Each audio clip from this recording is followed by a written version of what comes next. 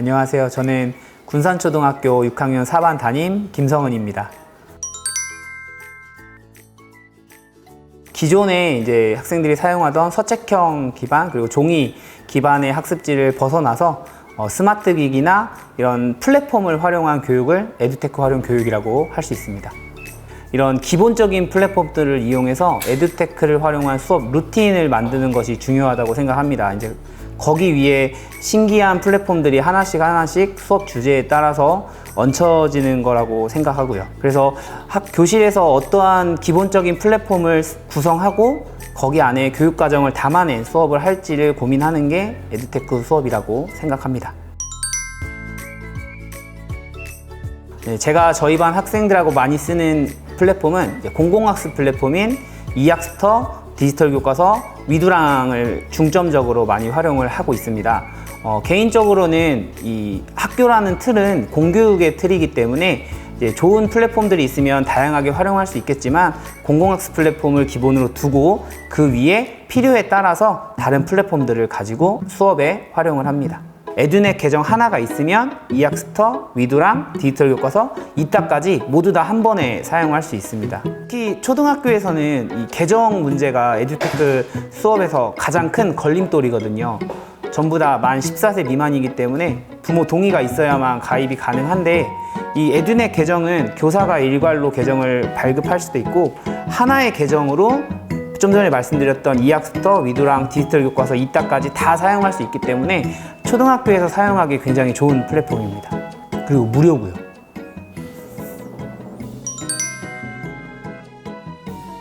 확실히 학생들은 학생들이 참여하는 플랫폼일 때 좋아하는 것 같습니다. 교사가 일방적으로 자료를 주거나 학생들이 소비자의 입장에서 그냥 컨텐츠를 소비만 하면은 학생들은 에듀테크를 활용한 수업이라고 해서 좋아하는 게 아닌 것 같아요. 예를 들면 오늘 수업에서 제가 활용한 이런 퀴즈행 같은 퀴즈 프로그램이나 패들렛 또는 위두랑도 마찬가지고 학생들이 자신들의 글을 만들어서 올리고 자신의 생각을 담아내고 그걸 가지고 그 안에서 소통하고 학생들이 직접 사용하는 플랫폼일 때 학생들은 재밌게 에듀테크 수업에 참여합니다.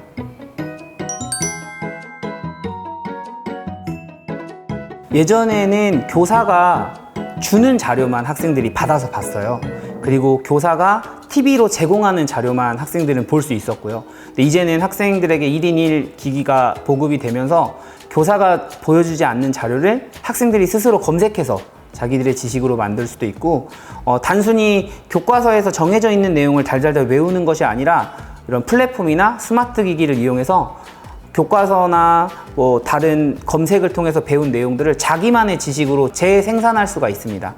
그런 면이 이 에듀테크를 활용하는 수업의 가장 큰 장점이고 학생들이 그렇게 자기의 수업 산출물을 만들어내면서 공부도 자연스럽게 되고 자기 수업 산출물을 만드는 성취감도 느끼고 그래서 저는 에듀테크를 활용한 수업이 학생들의 학습에 분명히 도움이 된다고 생각합니다. 이제는 좀 기록하는 문화가 달라지는 것 같아요. 요즘 아이들이 학습하는 것도 이러한 영상이나 실가면 컨텐츠나 다양한 종류의 컨텐츠를 활용해서 교육을 할 텐데 기존에 있는 교실의 기반으로는 그러한 다양한 컨텐츠를 수용하기에는 부족함이 많은 게 사실입니다.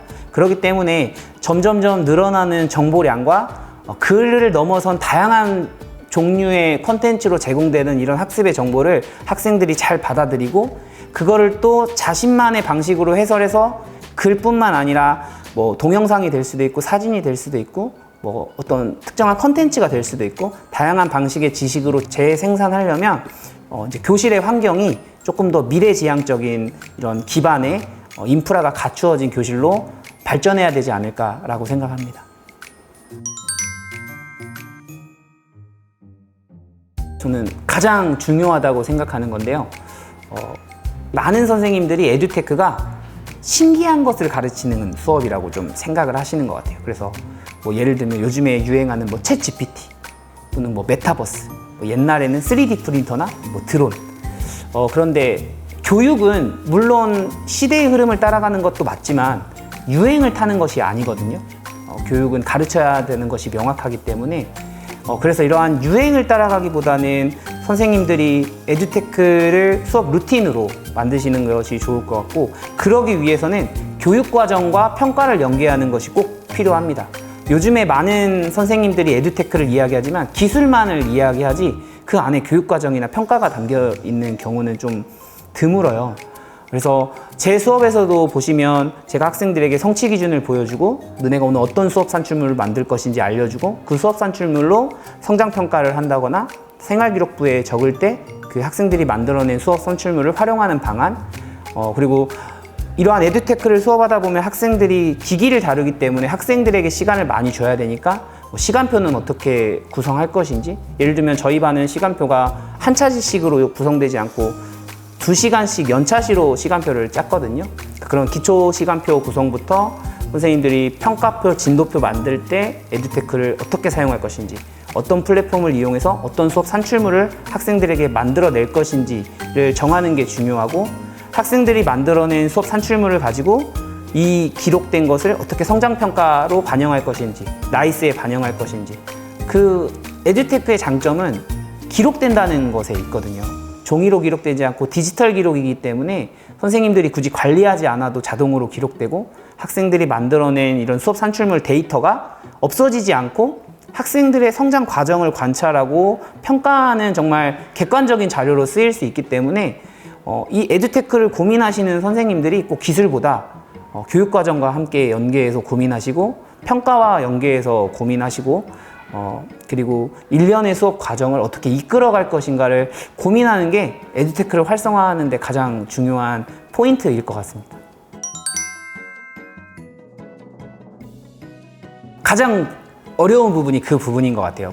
이러한 에듀테크나 스마트 기기를 너무 많이 사용하면 학생들에게 부작용이 있는 거 아니냐, 아니면 뭐 인터넷 중독이나 게임 중독이 되는 거 아니냐. 근데 그것은 지금까지 어른들이 이러한 기기를 사용했던 본인의 관점에서 바라보니까 어른들은 이걸 가지고 공부해 본 적이 없거든요. 이걸 단순한 소비성의 도구로만 사용을 해봤지. 그래서 학부모님들이 걱정하시고 또 동료 선생님들이 걱정하시는 부분은 충분히 공감하지만, 이거를 어른들의 입장에서 볼 것이 아니라 정말 이 디지털 내러티브로 태어난 학생들의 입장에서 이러한 스마트 기기가 단순히 소비성의 기기가 아니고 단순히 오락성의 기기가 아니라 이 학생들과는 평생을 함께 가는 동반자 같은 기기이기 때문에 이러한 에듀테크 수업을 통해서 이 기기를 잘 활용하는 방법도 배우는 거거든요. 새로운 교육의 방식이 나올 때마다 조금 빨리 그거에 맞춰서 가시는 선생님들도 있고 조금 천천히 가시는 선생님들도 있는데, 그거는 단순히 그냥 속도의 차이라고 생각을 합니다.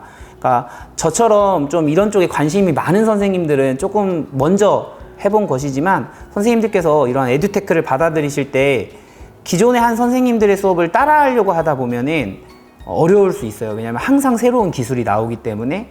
그러니까 선생님들께서 한 차씩 아니면 한 단원 이렇게 하나씩 천천히 해보시고, 거기서 학생들의 반응을 보면, 또 학생들이 만들어내는 수업 산출물을 보면 내가 이 수업을 해야 하는 방향성이 맞구나 라고 생각을 하실 거라고 저는 분명히 믿습니다.